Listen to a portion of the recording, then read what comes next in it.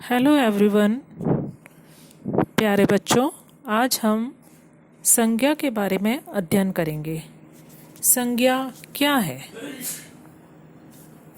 संज्ञा की परिभाषा किसी व्यक्ति, वस्तु, स्थान, जानवर, भाव, गुण आदि के नाम को संज्ञा कहते हैं।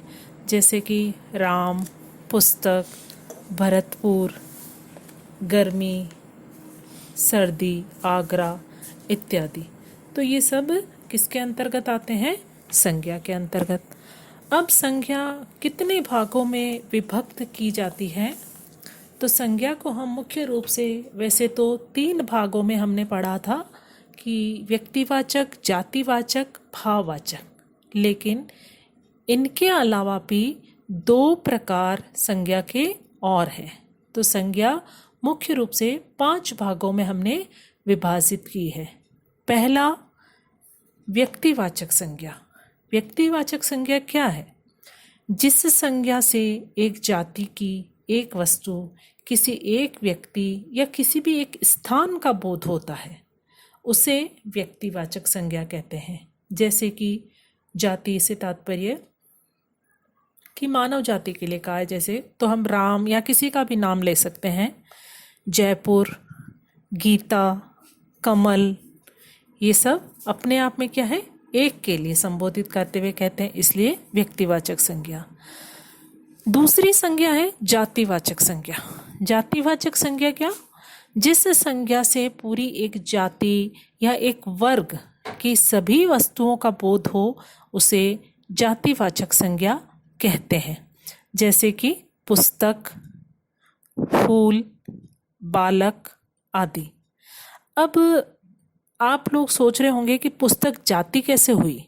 तो कहने का तात्पर्य यह है कि पुस्तक में सभी प्रकार की पुस्तकें आ जाती है, जैसे कि रामायण है, महाभारत है, या आपकी पाठ्य पुस्तक से संबंधित, या कोई उपनिषद, या कोई भी जैसे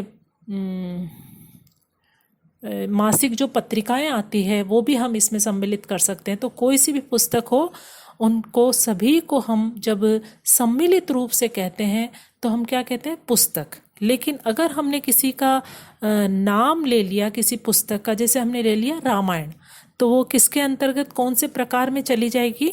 व्यक्तिवाचक संज्ञा के अंतर्गत। लेकिन अगर हम किसी पुस्तक का नाम नहीं लें और सिर्फ कहें पुस्तक, तो कोई सी भी क्लास की पुस्तक हो सकती है, कोई सी भी पुस्तक हो सकती है, तो वो आ जाएगी जातिवाचक के अंतर्गत। उसी प्रकार से एक उदाहरण दिया है मैंने, फूल।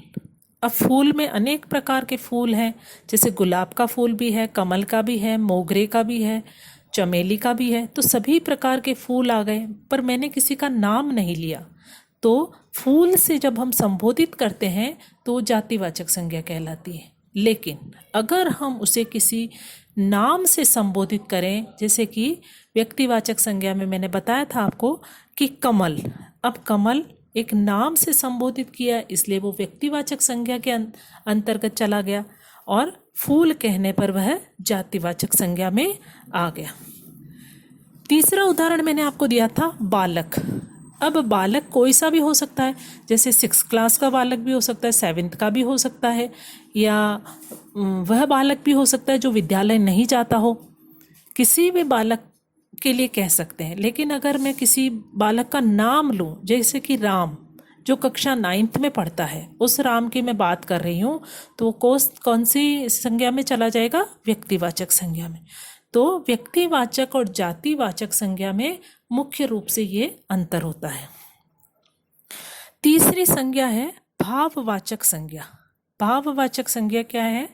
इसकी परिभाषा ध्यान से सुने। जिस संज्ञा से किसी भी वस्तु के गुण, दशा या व्यापार या धर्म का बोध हो, तो उसे हम भाववाचक संज्ञा कहते हैं। जैसे कि लंबाई। अब लंबाई क्या है? गुण है एक तरह का। बचपन, बचपन क्या है? अवस्था है। बचपन, बुढ़ापा, किशोरावस्था, ये अलग अलग अवस्थाओं के प्रकार हैं। तो ये अवस्थाएं सभी किसके अंतर्गत आएगी? भाववाचक संज्ञा में। बुढ़ापा, सुंदरता। बुढ़ापा क्या है? ये भी एक तरह की अवस्था है। सुंदरता क्या है? गुण है। तो जो भी गुण, दशा या धर्म का बोध जहाँ होता है वहाँ भाववाचक संज्ञा कहलाती है। अगली परिभाषा है समूहवाचक संज्ञा की। समूहवाचक संज्ञा का चौथा प्रकार है। तो जिस संज्ञा शब्दों से व्यक्ति या किसी वस्तु के समूह का बोध हो तो उन्हें हम समूहवाचक संज्ञा कहते हैं। जैसे कि कोई भी सभा है, कोई भी सभा आयोजित की गई है तो उस सभा को संबोधित करने के लिए हम कौन सी संज्ञा का प्रकार कहेंगे? समूहवाचक संज्ञा। या फिर हम कह सकते हैं कि जैसे कक्षा, अब कक्षा में सभी बच्चों का नाम नहीं लेके हम कहें 8th कक्षा, तो कौन सी संज्ञा कहलाएगी? समूहवाचक संज्ञा। उसी प्रकार से हम कोई, जैसे कि मित्र मंडली, ये मित्रों की क्या है, जैसे 5-6 मित्रों का एक ग्रुप है तो उसको हम इस तरह से भी संबोधित कर सकते कि मंडली, तो वो किस में आएगी? समूहवाचक संज्ञा के अंतर्गत। या कोई सा भी दल हो, जैसे कि राजनीतिक दल, सामाजिक दल। सामाजिक दल मतलब कि जो समाज सेवी कार्य करता है, समाज की सेवा करते हैं, तो उस दल को हमको संबोधित करने के लिए हम क्या कहेंगे? ये समाज सेवी दल है, तो वो कौन सी संज्ञा कहलाएगी? समूहवाचक संज्ञा। अंतिम संज्ञा का प्रकार है द्रव्यवाचक संज्ञा। अब जिस संज्ञा से नाप तोल वाली वस्तुओं का बोध हो उन्हें द्रव्यवाचक संज्ञा कहते हैं। अब आपको ध्यान आया होगा कि जो अवस्थाएं आप पढ़ते हैं विज्ञान के अंदर, ठोस, द्रव और गैस, 3 प्रकार की अवस्थाएं आप पढ़ते हैं, तो आपको लग रहा होगा कि ये वही द्रव्यवाचक संज्ञा है। तो इसमें हिंदी में थोड़ा सा इसमें अंतर है कि जिस संज्ञा से कोई भी नाप तोल वाली वस्तुओं का बोध होता है उसे द्रव्यवाचक संज्ञा कहते हैं। उदाहरण के तौर पर जैसे सोना है, चांदी है, लोहा है, दूध है, पानी है, घी है, तेल है, मिट्टी है, ये सब किसके अंतर्गत आएंगे? द्रव्यवाचक संज्ञा। अब आपके मन में यह संशय होगा कि दूध, पानी, घी, तेल ये सब तो द्रव्य के अंतर्गत आ रहे हैं, लेकिन सोना, चांदी, लोहा ये तो कठोर है, तो ये फिर द्रव्य के अंतर्गत कैसे आ सकते हैं? तो सोने को जब हम गर्म करते हैं, जब वह पिघलता है, उसके बाद ही तो उसको अलग अलग रूपों में ढाला जाता है। इसीलिए तो कहा गया है कि सोना किस में है? द्रव्यवाचक संज्ञा में। लोहा है, लोहे को भी गर्म करने पर जब वह थोड़ा कमज़ोर हो जाता है तब हम किसी भी रूप में कोई सा भी रूप हम उसको दे सकते हैं।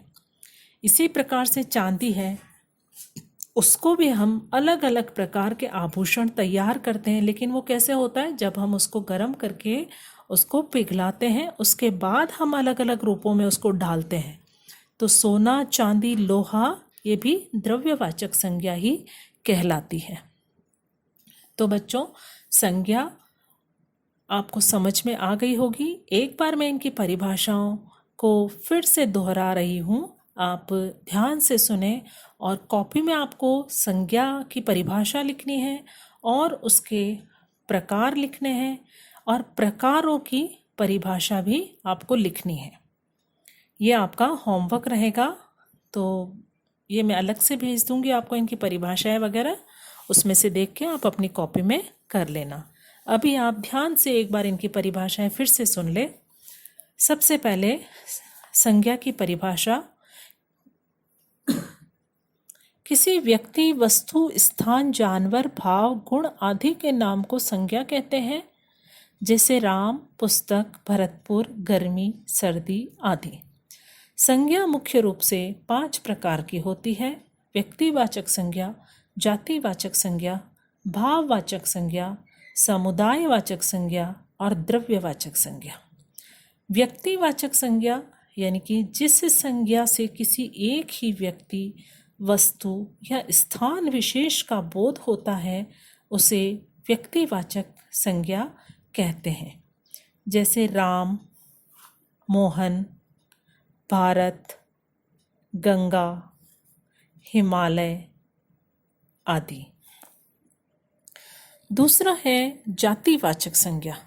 जो संज्ञा शब्द किसी एक ही प्रकार के व्यक्तियों या वस्तुओं का बोध कराते हैं उसे जातिवाचक संज्ञा कहते हैं। जैसे मनुष्य, पहाड़, नदी, भाई, बहन, मामा इत्यादि। तीसरे प्रकार की संज्ञा है भाववाचक संज्ञा। तो जिन संज्ञा शब्दों से किसी व्यक्ति, वस्तु, स्थान के गुण, दोष, धर्म, अवस्था और भाव का बोध हो उसे भाववाचक संज्ञा कहते हैं। जैसे लंबाई, बुढ़ापा, नम्रता, मिठास, क्रोध, शत्रुता आदि। चौथे प्रकार की संज्ञा है समूहवाचक या समुदायवाचक, दोनों एक ही है।